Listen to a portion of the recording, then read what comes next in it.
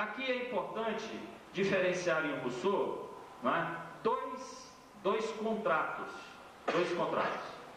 E que as obras de Rousseau, a sugestão que todos os estudiosos fazem, é que sejam lidas, primeiro, discurso sobre a origem e os fundamentos da desigualdade entre os homens, que trata do primeiro pacto.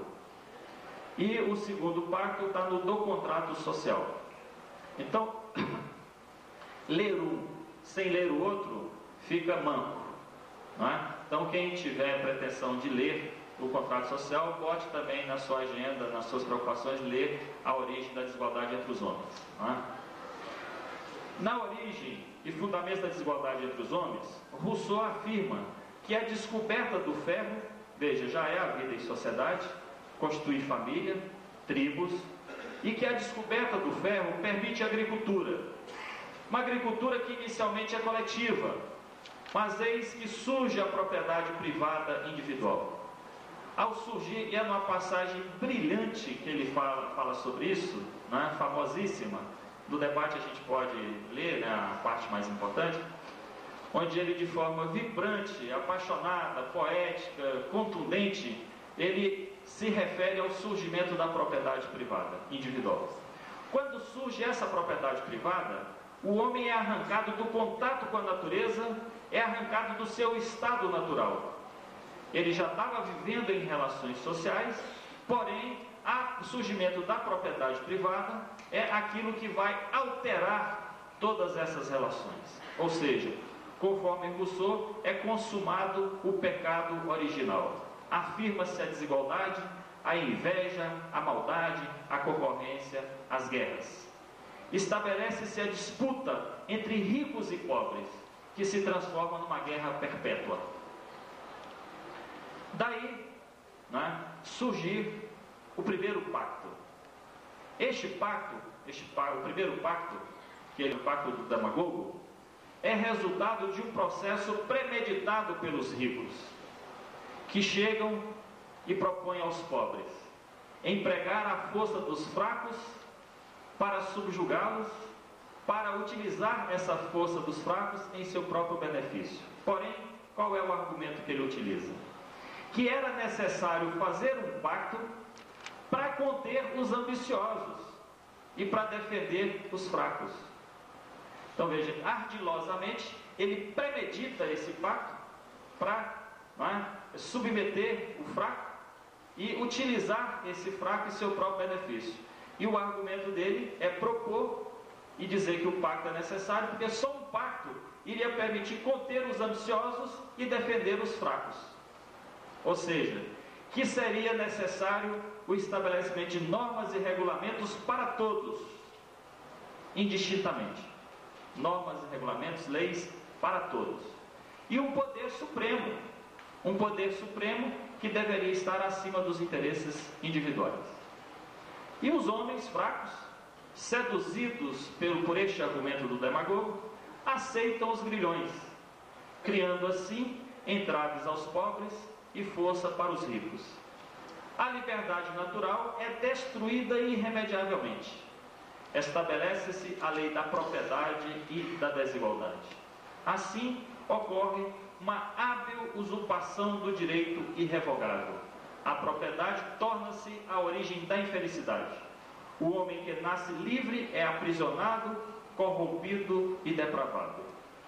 Esse primeiro pacto é uma crítica contundente e vibrante à sociedade feudal, à sociedade absolutista, né, que guardava os resquícios feudais de ordens de privilégios. Essa é uma crítica contundente, né? E nós podemos pegar essa obra que vocês vão ver que chega até a ser poético, né, as afirmações do Rousseau. Mas como, né? Porém, veja, essa é a avaliação que ele faz, né? Ele explica a origem e os fundamentos da desigualdade entre os homens. Se é desta forma, né, ele vai entender que o homem não pode renunciar à liberdade, não pode renunciar ao direito de humanidade e à soberania. Se este primeiro pacto leva a isso, não é? Como então resolver esse problema? Se o homem não pode renunciar, não é, à liberdade, ao direito de humanidade e à soberania, então como é possível tornar isso realidade? Não é? Então Rousseau vai se preocupar no contrato social, já finalizando da origem, né, da desigualdade entre os homens e no contrato social, que ele vai desenvolver posteriormente.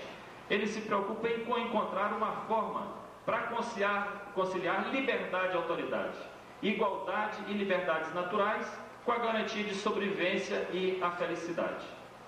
Essas respostas ele vai dar na obra chamada Do Contrato Social. A igualdade natural é substituída por uma igualdade moral, assegurada por convenções e direitos. A igualdade civil é assegurada através do contrato social, quando o direito individual se submete ao social, ao coletivo. Veja, dos dois anteriores é a figura do indivíduo. Ele leva em consideração o indivíduo, porém, o indivíduo é submetido ao social. A soberania do povo, a qual o indivíduo está submisso, não é? Ela é inalienável. Porém, mesmo nesta submissão do indivíduo ao social, não há uma relação de submissão e dependência, mas sim limites à autonomia individual, porque o social, o coletivo, representa também os interesses do indivíduo. Então o indivíduo se identifica com o social. E é importante aqui, em Rousseau, esse social não é um ajuntamento de vontades e de interesses individuais, tá? Não é esse somatório de indivíduos. É o pressuposto do social, do coletivo. Se esse indivíduo é membro desse social, desse coletivo, ele está de acordo com o que é espelhado por esse coletivo, por esse social. Daí não ter sentido de pensar no indivíduo, né, descontextualizado, como em Hobbes e em Locke. Tá? Há essa dialética do individual e do social em Rousseau. Para que o pacto se efetive, é necessário um corpo político legítimo, assegurado através de legislação que garanta a liberdade e a igualdade. Veja, diferente de Hobbes, não é? E começando a diferenciar-se, não é, de forma mais clara de Locke.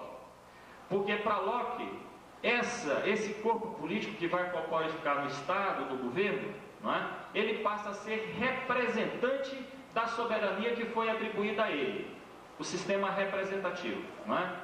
Para Rousseau, o corpo político, o governo, ele é a expressão dessa vontade geral.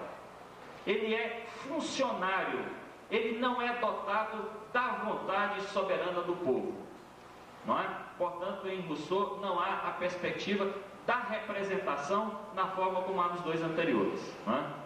O contrato deve determinar a forma de funcionamento do corpo político e até a distribuição da propriedade. Não é? Diferente, por exemplo, de Locke, que a liberdade é uma dádiva divina e é inalienável. Já Rousseau vai introduzir o caráter social da propriedade. A propriedade só é válida até o momento em que não permita que um acumule muito e outro não tenha propriedade para garantir a sua subsistência, as suas condições mínimas de vida. Não é? Então daí surge a ideia do caráter social da propriedade. E aquele que recusar a obedecer essa vontade geral estabelecida no contrato, que seria atos voltados para garantir a liberdade e a igualdade civil, será forçado a fazê-lo. É obrigatório, é obrigado a fazer, se submeter. O indivíduo não pode se sobrepor ao social. Na sociedade civil, o povo é soberano para elaborar suas leis. Se ele é soberano para elaborar suas leis, ele deve obedecê-las. Então veja, se é o social, é o povo reunido que elabora as leis, não tem por que permitir o indivíduo desrespeitar e não cumprir, não se submeter àquelas leis que foi elaborada pelo povo. Para o contrato, que vai substituir essa perda da liberdade natural pela sociedade civil, para assegurá-la, o homem que é soberano deve se submeter à vontade geral, expressa pela maioria, que é ao mesmo tempo a própria vontade do indivíduo. O governo não é algo isolado, não é detentor da vontade popular. O governo é o encarregado de executar a vontade geral. É um mero delegado do povo soberano, que por sua vez não abre mão, não delega a ninguém a sua soberania. A soberania popular é inalienável.